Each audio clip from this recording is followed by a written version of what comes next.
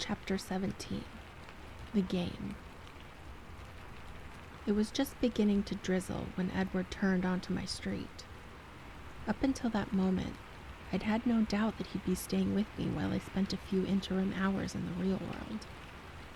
And then I saw the black car, a weathered Ford, parked in Charlie's driveway, and heard Edward mutter something unintelligible in a low, harsh voice. Leaning away from the rain under the shallow porch, Jacob Black stood behind his father's wheelchair. Billy's face was impassive as stone as Edward parked my truck against the curb. Jacob stared down, his expression mortified. Edward's low voice was furious. "This is crossing the line." "He came to warn Charlie?" I guessed, more horrified than angry. Edward just nodded, answering Billy's gaze through the rain with narrowed eyes. I felt weak with relief that Charlie wasn't home yet. "Let me deal with this," I suggested. Edward's black glare made me anxious. To my surprise, he agreed. "That's probably best. Be careful, though. The child has no idea." I bridled a little at the word child. "Jacob is not that much younger than I am," I reminded him. He looked at me then, his anger abruptly fading. "Oh, I know," he assured me with a grin. I sighed and put my hand on the door handle. "Get them inside," he instructed, "so I can leave. I'll be back around dusk." "Do you want my truck?" I offered, meanwhile wondering how I could explain its absence to Charlie. He rolled his eyes. "I could walk home faster than this truck moves." "You don't have to leave," I said wistfully. He smiled at my glum expression. "Actually, I do. After you get rid of them," he threw a dark glance in the Black's direction, "you still have to prepare Charlie to meet your new boyfriend." He grinned widely, showing all of his teeth. I groaned. "Thanks a lot." He smiled the crooked smile that I loved. "I'll be back soon," he promised. His eyes flickered back to the porch, and then leaned in to swiftly kiss me just under the edge of my jaw. My heart lurched frantically, and I too glanced toward the porch. Billy's face was no longer impassive, and his hands clutched at the armrests of his chair. "Soon," I stressed as I opened the door and stepped out into the rain. I could feel his eyes on my back as I half ran through the light sprinkled toward the porch. "Hey, Billy. Hi, Jacob." I greeted them as cheerfully as I could manage. "Charlie's gone for the day. I hope you haven't been waiting long." "Not long," Billy said in a subdued tone. His black eyes were piercing. "I just wanted to bring this up." He indicated a brown paper sack resting in his lap. "Thanks," I said, though I had no idea what it could be. "Why don't you come in for a minute and dry off?" I pretended to be oblivious to his intense scrutiny as I unlocked the door and waved them in ahead of me. "Here, let me take that," I offered, turning to shut the door. I allowed myself one last glance at Edward. He was waiting, perfectly still, his eyes solemn. "You'll want to put that in the fridge," Billy noted as he handed me the package. "It's some of Harry Clearwater's homemade fish fry, Charlie's favorite. The fridge keeps it drier." He shrugged. "Thanks," I repeated, but with feeling this time. I was running out of new ways to fix fish, and he's bound to bring more home tonight. "Fishing again?" Billy asked with a subtle gleam in his eye. "Down at the usual spot? Maybe I'll run by and see him." "No," I quickly lied, my face going hard. He was headed someplace new, but I have no idea where. He took in my changed expression, and it made him thoughtful. "Jake," he said, still appraising me, "why don't you go get that new picture of Rebecca out of the car? I'll leave that for Charlie, too." "Where is it?" Jacob asked, his voice morose. I glanced at him, but he was staring at the floor, his eyebrows pulling together. "I think I saw it in the trunk," Billy said. "You may have to dig for it." Jacob slouched back out into the rain. Billy and I faced each other in silence. After a few seconds, the quiet started to feel awkward, so I turned and headed to the kitchen. I could hear his wet wheels squeak against the linoleum as he followed. I shoved the bag onto the crowded top shelf of the fridge and spun around to confront him. His deeply lined face was unreadable. Charlie won't be back for a long time. My voice was almost rude. He nodded in agreement but said nothing. Thanks again for the fish fry, I hinted. He continued nodding. I sighed and folded my arms across my chest. He seemed to sense that I had given up on small talk. Bella, he said, and then he hesitated. I waited. Bella, he said again. Charlie is one of my best friends. Yes? He spoke each word carefully in his rumbling voice. I noticed you've been spending time with one of the Cullens. Yes, I repeated curtly. His eyes narrowed. Maybe it's none of my business, but I don't think that is such a good idea. You're right, I agreed. It is none of your business. He raised his graying eyebrows at my tone. You probably don't know this, but the Cullen family has an unpleasant reputation on the reservation. Actually, I did know that, I informed him in a hard voice. This surprised him. But that reputation couldn't be deserved, could it? Because the Cullens never set foot on the reservation, do they? I could see that my less than subtle reminder of the agreement that both bound and protected his tribe pulled him up short. That's true, he acceded, his eyes guarded.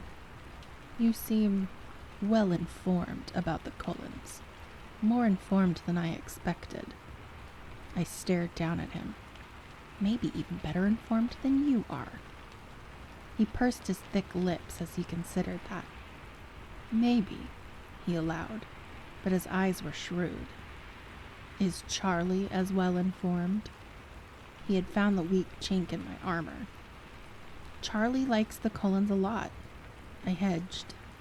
He clearly understood my evasion. His expression was unhappy, but unsurprised. It's not my business, he said, but it may be Charlie's. Though it would be my business again whether or not I think that it's Charlie's business, right? I wondered if he even understood my confused question, as I struggled not to say anything compromising. But he seemed to. He thought about it while the rain picked up against the roof, the only sound breaking the silence. Yes, he finally surrendered. I guess that's your business too. I sighed with relief. Thanks, Billy. Just think about what you're doing, Bella, he urged. Okay, I agreed quickly. He frowned. What I meant to say was, don't do what you're doing. I looked into his eyes, filled with nothing but concern for me, and there was nothing I could say. Just then, the front door banged loudly, and I jumped at the sound. There is no picture anywhere in that car. Jacob's complaining voice reached us before he did. The shoulders of his shirt were stained with the rain, his hair dripping when he rounded the corner. Billy grunted, suddenly detached, spinning his chair around to face his son. I guess I left it at home. Jacob rolled his eyes dramatically. Great. Well, Bella, tell Charlie. Billy paused before continuing. That we stopped by, I mean. I will, I muttered. Jacob was surprised. Are we leaving already?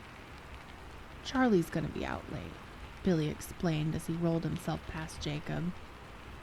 Oh, Jacob looked disappointed. Well, I guess I'll see you later then, Bella. Sure, I agreed.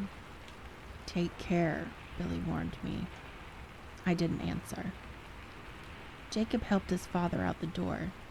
I waved briefly, glancing swiftly towards my now empty truck, and then shut the door before they were gone. I stood in the hallway for a minute, listening to the sound of their car as it backed out and drove away. I stayed where I was, waiting for the irritation and anxiety to subside. When the tension eventually faded a bit, I headed upstairs to change out of my dressy clothes. I tried on a couple different tops, not sure what to expect tonight. As I concentrated on what was coming, what had just passed became insignificant.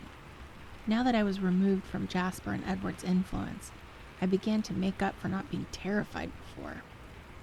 I gave up quickly on choosing an outfit, throwing on an old flannel shirt and jeans, knowing I would be in my raincoat all night anyway. The phone rang, and I sprinted downstairs to get it. There was only one voice I wanted to hear. Anything else would be a disappointment. But I knew that if he wanted to talk to me, he'd probably just materialize in my room. "Hello?" I asked, breathless. "Bella? It's me," Jessica said. "Oh, hey, Jess." I scrambled for a moment to come back down to reality. It felt like months rather than days since I'd spoken to Jess. "How was the dance?" "It was so much fun," Jessica gushed. Needing no more invitation than that, she launched into a minute-by-minute account of the previous night. I ummed and ahhed at the right places, but it wasn't easy to concentrate. Jessica, Mike, the dance, the school, they all seemed strangely irrelevant at the moment. My eyes kept flashing to the window, trying to judge the degree of light behind the heavy clouds. "Did you hear what I said, Bella?" Jess asked, irritated. "I'm sorry, what?" "I said Mike kissed me. Can you believe it?" "That's wonderful, Jess," I said. "So what did you do yesterday?" Jessica challenged, still sounding bothered by my lack of attention. Or maybe she was upset because I hadn't asked for details. "Nothing really. I just hung around outside to enjoy the sun." I heard Charlie's car in the garage. "Did you ever hear anything more from Edward Cullen?" The front door slammed, and I could hear Charlie banging around under the stairs, putting his tackle away. I hesitated, not sure what my story was anymore. "Hi there, kiddo," Charlie called as he walked into the kitchen. I waved at him. Jess heard his voice. "Oh, your dad's there. Never mind. We'll talk tomorrow. See you in Trig." "See ya, Jess." I hung up the phone. "Hey, Dad," I said. He was scrubbing his hands in the sink. "Where's the fish?" "I put it out in the freezer." "I'll go grab a few pieces before they freeze. Billy dropped off some of Harry Clearwater's fish fry this afternoon." I worked to sound enthusiastic. "He did?" Charlie's eyes lit up. "That's my favorite." Charlie cleaned up while I got dinner ready. It didn't take long till we were sitting at the table, eating in silence. Charlie was enjoying his food. I was wondering desperately how to fulfill my assignment, struggling to think of a way to broach the subject. "What did you do with yourself today?" he asked, snapping me out of my reverie. "Well, this afternoon I just hung out around the house." Only the very recent part of this afternoon, actually. I tried to keep my voice upbeat, but my stomach was hollow. "And this morning I was over at the Cullens." Charlie dropped his fork. "Dr. Cullen's place?" he asked in astonishment. I pretended not to notice his reaction. "Yeah?" "What were you doing there?" He hadn't picked his fork back up. "Well, I sort of have a date with Edward Cullen tonight, and he wanted to introduce me to his parents." "Dad?" It appeared that Charlie was having an aneurysm. "Dad, are you all right?" "You are going out with Edward Cullen?" he thundered. "Uh-oh. I thought you liked the Cullens." "He's too old for you," he ranted. "We're both juniors," I corrected, though he was more right than he dreamed. "Wait," he paused. "Which one is Edwin?" "Edward is the youngest, the one with the reddish-brown hair. The beautiful one, the godlike one." "Oh, well, that's," he struggled. "Better, I guess. I don't like the look of that big one. I'm sure he's a nice boy and all, but he looks too mature for you. Is this Edwin your boyfriend?" "It's Edward, Dad." "Is he?" "Sort of, I guess." You said last night that you weren't interested in any of the boys in town. But he picked up his fork again so I could see the worst was over. Well, Edward doesn't live in town, Dad. He gave me a disparaging look as he chewed. And anyways, I continued, it's kind of at an early stage, you know. Don't embarrass me with all this boyfriend talk, okay? When is he coming over? He'll be here in a few minutes. Where is he taking you? I groaned loudly. I hope you're getting the Spanish Inquisition out of your system now. We're going to play baseball with his family. His face puckered, and then he finally chuckled. You're playing baseball? Well, I'll probably watch most of the time. You must really like this guy, he observed suspiciously. I sighed and rolled my eyes for his benefit. I heard the roar of an engine pull up in front of the house. I jumped up and started cleaning my dishes. Leave the dishes. I can do them tonight. You baby me too much. The doorbell rang, and Charlie stalked off to answer it. I was half a step behind him. I hadn't realized how hard it was pouring outside. Edward stood in the halo of the porch light, looking like a male model in an advertisement for raincoats. Come on in, Edward. I breathed a sigh of relief when Charlie got his name right. Thanks, Chief Swan, Edward said in a respectful voice. Go ahead and call me Charlie. Here, I'll take your jacket. Thanks, sir. Have a seat there, Edward. I grimaced. Edward sat down fluidly in the only chair, forcing me to sit next to Chief Swan on the sofa. I quickly shot him a dirty look. He winked behind Charlie's back. So, I hear you're getting my girl to watch baseball. Only in Washington would the fact that it's raining buckets have no bearing at all on the playing of outdoor sports. Yes, sir, that's the plan. He didn't look surprised that I told my father the truth. He might have been listening, though. Well, more power to you, I guess. Charlie laughed, and Edward joined in. Okay, I stood up. Enough humor at my expense. Let's go. I walked back to the hall and pulled on my jacket. They followed. Not too late, Belle. Don't worry, Charlie. I'll have her home early, Edward promised. You take care of my girl, all right? I groaned, but they ignored me. She'll be safe with me. I promise, sir. Charlie couldn't doubt Edward's sincerity. It rang in every word. I stalked out. They both laughed, and Edward followed me. I stopped dead on the porch. There, behind my truck, was a monster Jeep. Its tires were higher than my waist. There were metal guards over the headlights and taillights, and 4 large spotlights attached to the crash bar. The hard top was shiny red. Charlie let out a low whistle. Wear your seatbelt, he choked out. Edward followed me around to my side and opened the door. I gauged the distance to the seat and prepared to jump for it. He sighed and then lifted me in with one hand. I hoped Charlie didn't notice. As he went around to the driver's side at a normal human pace, I tried to put on my seatbelt, but there were too many buckles. What's all this? I asked when he opened the door. It's an off-roading harness. Uh-oh. I tried to find the right places for all the buckles to fit, but it wasn't going too quickly. He sighed again and reached over to help me. I was glad that the rain was too heavy to see Charlie clearly on the porch. That meant he couldn't see how Edward's hands lingered at my neck, brushed along my collarbones. I gave up trying to help and focused on not hyperventilating. Edward turned the key and the engine roared to life. We pulled away from the house. This is a, big Jeep you have. It's Emmett's. I didn't think you'd want to run the whole way. Where do you keep this thing? We remodeled one of the outbuildings into a garage. Aren't you going to put on your seatbelt? He threw me a disbelieving look. Then something sunk in. Run the whole way? As in we're still going to run part of the way? My voice edged up a few octaves. He grinned tightly. You're not going to run. I'm going to be sick. Keep your eyes closed. You'll be fine. I bit my lip, fighting the panic. He leaned over to kiss the top of my head, and then groaned.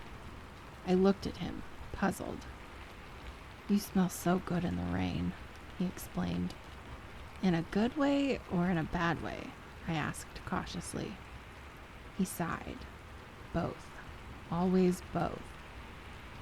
I don't know how he found his way in the gloom and downpour, but he somehow found a side road that was less of a road and more of a mountain path.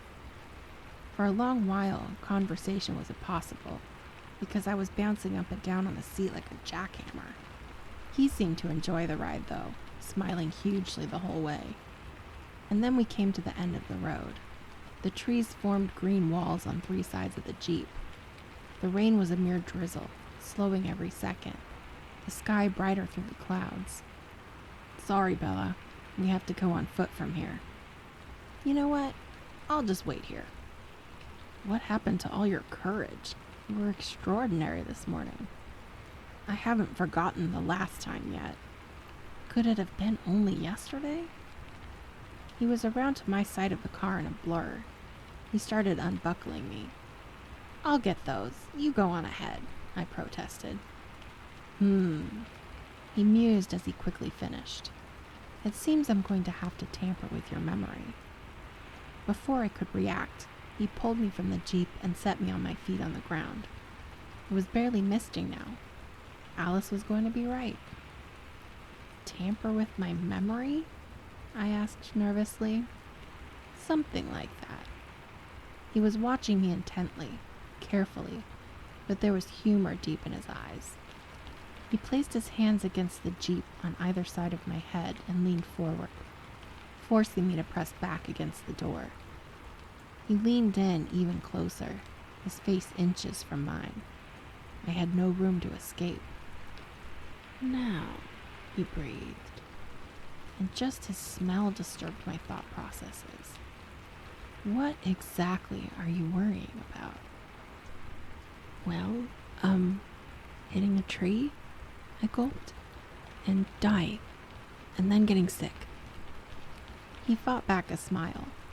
Then he bent his head down and touched his cold lips softly to the hollow at the base of my throat. Are you still worried now? He murmured against my skin. Yes. I struggled to concentrate. About hitting trees and getting sick.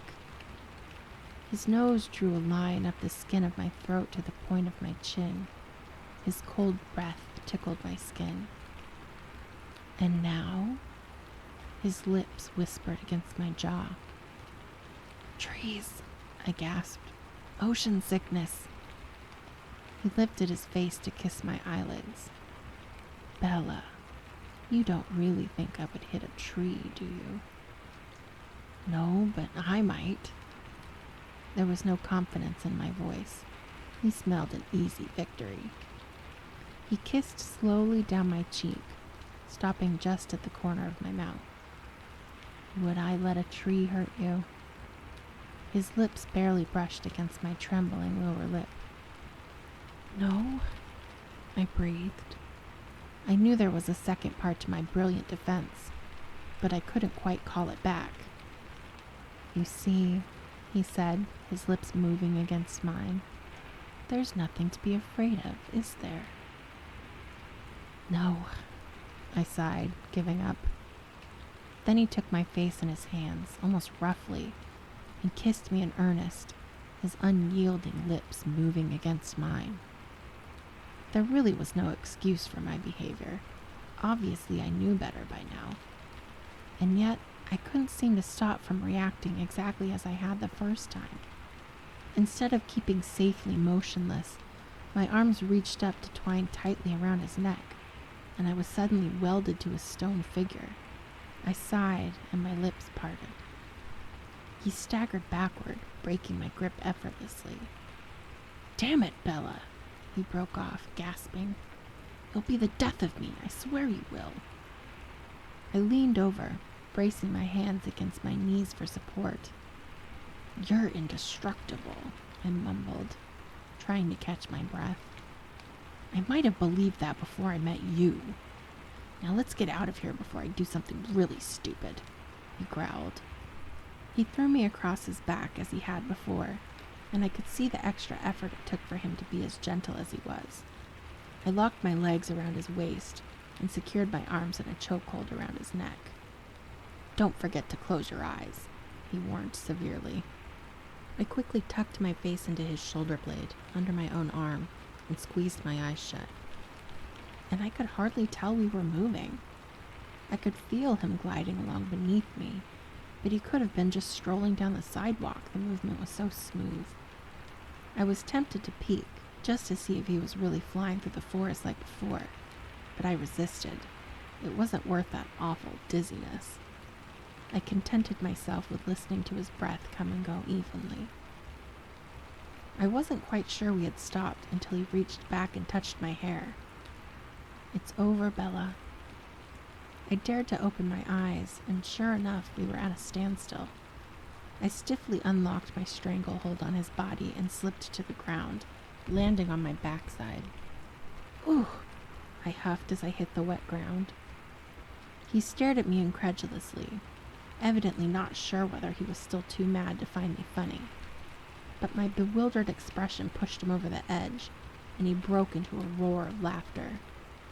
I picked myself up, ignoring him as I brushed the mud and bracken off the back of my jacket. That only made him laugh harder. Annoyed, I began to stride off into the forest.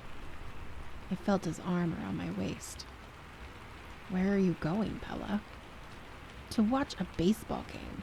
You don't seem to be interested in playing anymore, but I'm sure the others will have fun without you. You're going the wrong way. I turned around without looking at him and stalked off in the opposite direction.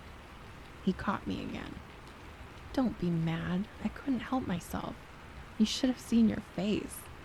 He chuckled before he could stop himself. Oh, you're the only one who's allowed to get mad?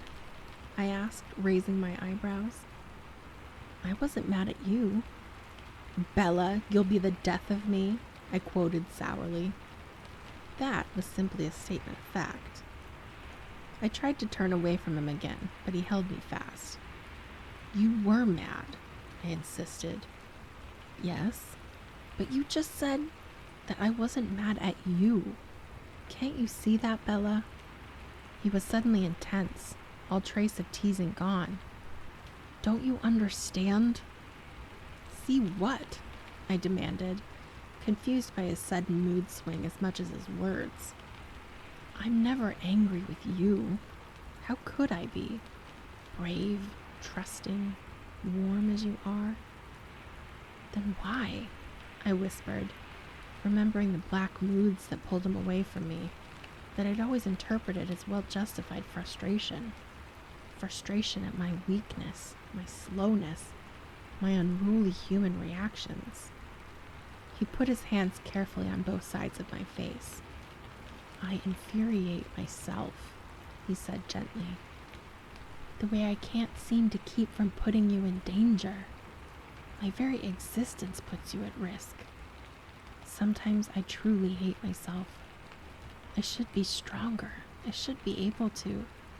I placed my hand over his mouth. Don't. He took my hand, moving it from his lips, but holding it to his face. I love you, he said. It's a poor excuse for what I'm doing, but it's still true. It was the first time he'd said he loved me, in so many words. He might not realize it, but I certainly did. Now, please try to behave yourself, he continued, and he bent to softly brush his lips against mine. I held properly still. Then I sighed. You promised Chief Swan that you would have me home early, remember? We better get going. Yes, ma'am.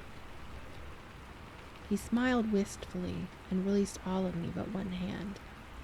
He led me a few feet through the tall, wet ferns and draping moss, around a massive hemlock tree, and we were there, on the edge of an enormous open field in the lap of the Olympic peaks. It was twice the size of any baseball stadium. I could see the others all there, Esme, Emmett, and Rosalie, sitting on a bare outcropping of rock, were the closest to us, maybe 100 yards away. Much farther out, I could see Jasper and Alice, at least a quarter of a mile apart, appearing to throw something back and forth, but I never saw any ball. It looked like Carlisle was marking bases, but could they really be that far apart? When we came into view, the three on the rocks rose. Esme started toward us. Emmett followed after a long look at Rosalie's back. Rosalie had risen gracefully and strode off toward the field without a glance in our direction. My stomach quivered uneasily in response. "Was that you we heard, Edward?" Esme asked as she approached. "It sounded like a bear choking," Emmett clarified. I smiled hesitantly at Esme. "That was him." "Bella was being unintentionally funny," Edward explained, quickly settling the score. Alice had left her position and was running, or dancing, toward us. She hurtled to a fluid stop at our feet. "It's time," she announced. As soon as she spoke, a deep rumble of thunder shook the forest beyond us, and then crashed westward toward town. "Eerie, isn't it?" Emmett said with easy familiarity, winking at me. "Let's go." Alice reached for Emmett's hand, and they darted toward the oversized field. She ran like a gazelle. He was nearly as graceful and just as fast, yet Emmett could never be compared to a gazelle. "Are you ready for some ball?" Edward asked, his eyes eager, bright. I tried to sound appropriately enthusiastic. "Go team!" He snickered and, after mussing my hair, bounded off after the other two. His run was more aggressive, a cheetah rather than a gazelle, and he quickly overtook them. The grace and the power took my breath away. "Shall we go down?" Esme asked in her soft, melodic voice, and I realized I was staring open-mouthed after him. I quickly reassembled my expression and nodded. Esme kept a few feet between us, and I wondered if she was still being careful not to frighten me. She matched her stride to mine without seeming impatient at the pace. "You don't play with them?" I asked shyly. "No, I prefer to referee. I like keeping them honest," she explained. "Do they like to cheat then?" "Oh, yes. You should hear the arguments they get into. Actually, I hope you don't. You would think they were raised by a pack of wolves." "You sound like my mom," I laughed, surprised. She laughed too. "Well, I do think of them as my children in most ways. I never could get over my mothering instincts. Did Edward tell you I had lost a child?" "No," I murmured, stunned, scrambling to understand what lifetime she was remembering. "Yes, my first and only baby. He died just a few days after he was born, the poor tiny thing." She sighed. "It broke my heart. That's why I jumped off the cliff, you know," she added matter-of-factly. "Edward just said you fell," I stammered. "Always the gentleman," she smiled. "Edward was the first of my new sons. I've always thought of him that way, even though he's older than I, in one way at least." She smiled at me warmly.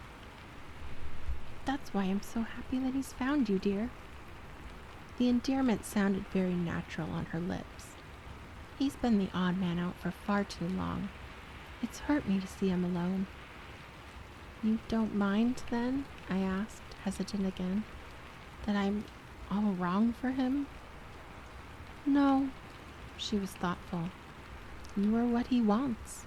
It will work out, somehow," she said, though her forehead creased with worry.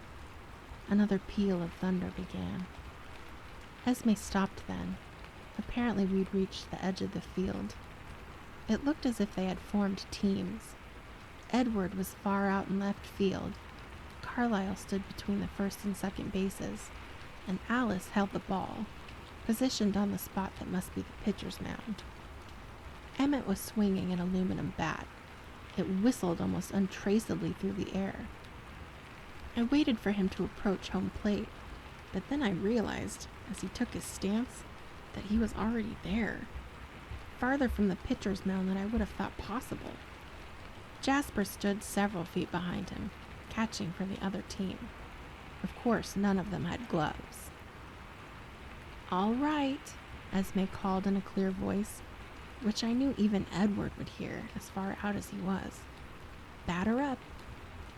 Alice stood straight, deceptively motionless. Her style seemed to be stealth rather than an intimidating wind-up. She held the ball in both hands at her waist, and then, like the strike of a cobra, her right hand flicked out and the ball smacked into Jasper's hand. "Was that a strike?" I whispered to Esme. "If they don't hit it, it's a strike," she told me. Jasper hurled the ball back to Alice's waiting hand. She permitted herself a brief grin, and then her hand spun out again. This time, the bat somehow made it around in time to smash into the invisible ball. The crack of impact was shattering, thunderous. It echoed off the mountains. I immediately understood the necessity of the thunderstorm. The ball shot like a meteor above the field, flying deep into the surrounding forest. "Home run," I murmured. "Wait," Esme cautioned, listening intently, one hand raised. Emmett was a blur around the bases, Carlyle shadowing him. I realized Edward was missing. "Out!" Esme cried in a clear voice. I stared in disbelief as Edward sprang from the fringe of the trees, a ball in his upraised hand, his wide grin visible even to me. "Emmett hits the hardest," Esme explained, "but Edward runs the fastest." The inning continued before my incredulous eyes. It was impossible to keep up with the speed at which the ball flew, the rate at which their bodies raced around the field. I learned the other reason they waited for a thunderstorm to play, when Jasper, trying to avoid Edward's infallible fielding, hit a ground ball toward Carlyle. Carlyle ran into the ball and then raced Jasper to first base. When they collided, the sound was like a crash of two massive falling boulders. I jumped up in concern, but they were somehow unscathed. "Safe," Esme called in a calm voice. Emmett's team was up by 1. Rosalie managed to flit around the bases after tagging up on one of Emmett's long flies, when Edward caught the third out. He sprinted to my side, sparkling with excitement. "What do you think?" he asked. "One thing's for sure. I'll never be able to sit through dull old Major League Baseball again." "And it sounds like you did so much of that before," he laughed. "I am a little disappointed," I teased. "Why?" he asked, puzzled. "Well, it would be nice if I could find just one thing you didn't do better than everyone else on the planet." He flashed his special crooked smile, leaving me breathless. "I'm up," he said, heading for the plate. He played intelligently, keeping the ball low, out of the reach of Rosalie's always ready hand in the outfield, gaining 2 bases like lightning before Emmett could get the ball back in play. Carlyle knocked one so far out of the field, with a boom that hurt my ears, that he and Edward both made it in. Alice slapped them dainty high fives. The score constantly changed as the game continued, and they razzed each other like any street ball players as they took turns with the lead. Occasionally, Esme would call them to order. The thunder rumbled on, but we stayed dry, as Alice had predicted. Carlyle was up to bat, Edward catching, when Alice suddenly gasped. My eyes were on Edward, as usual, and I saw his head snap up to look at her. Their eyes met, and something flowed between them in an instant. He was at my side before the others could ask Alice what was wrong. "Alice?" Esme's voice was tense. "I didn't see. I couldn't tell," she whispered. All the others were gathered by this time. "What is it, Alice?" Carlyle asked with the calm voice of authority. They were traveling much quicker than I thought. I can see I had the perspective wrong before, she murmured. Jasper leaned over, his posture protective. What changed? He asked. They heard us playing, and it changed their path, she said, contrite, as if she felt responsible for whatever had frightened her. 7 pairs of quick eyes flashed to my face and away. How soon? Carlyle said, turning to Edward. A look of intense concentration crossed his face. Less than 5 minutes. They're running. They want to play, he scowled. Can you make it? Carlyle asked him, his eyes flicking toward me again. No, not carrying, he cut short. Besides, the last thing we need is for them to catch the scent and start hunting. How many? Emmett asked Alice. 3, she answered tersely. 3? He scoffed. Let them come. The steel bands of muscle flexed along his massive arms. For a split second that seemed much longer than it really was, Carlyle deliberated. Only Emmett seemed unperturbed. The rest stared at Carlyle's face with anxious eyes. Let's just continue the game, Carlyle finally decided. His voice was cool and level. Alice said they were simply curious. All this was said in a flurry of words that lasted only a few seconds. I had listened carefully and caught most of it, though I couldn't hear what Esme now asked Edward with a silent vibration of her lips. I only saw the slight shake of his head and the look of relief on her face. You catch, Esme, he said. I'll call it now. And he planted himself in front of me. The others returned to the field, warily sweeping the dark forest with their sharp eyes. Alice and Esme seemed to orient themselves around where I stood. Take your hair down, Edward said in a low, even voice. I obediently slid the rubber band out of my hair and shook it out around me. I stated the obvious. The others are coming now. Yes, stay very still, keep quiet, and don't move from my side, please. He hid the stress in his voice well, but I could hear it. He pulled my long hair forward around my face. That won't help, Alice said softly. I could smell her across the field. I know. A hint of frustration colored his tone. Carlyle stood at the plate, and the others joined the game half-heartedly. What did Esme ask you? I whispered. He hesitated for a second before answering. Whether they were thirsty, he muttered unwillingly. The seconds ticked by. The game progressed with apathy now. No one dared to hit harder than a bunt, and Emmett, Rosalie, and Jasper hovered in the infield. Now and again, despite the fear that numbed my brain, I was aware of Rosalie's eyes on me. They were expressionless, but something about the way she held her mouth made me think she was angry. Edward paid no attention to the game at all, eyes and mind ranging the forest. I'm sorry, Bella, he muttered fiercely. It was stupid, irresponsible to expose you like this. I'm so sorry. I heard his breath stop, and his eyes zeroed in on right field. He took a half step, angling himself between me and what was coming. Carlyle, Emmett, and the others turned in the same direction, hearing sounds of passage much too faint for my ears.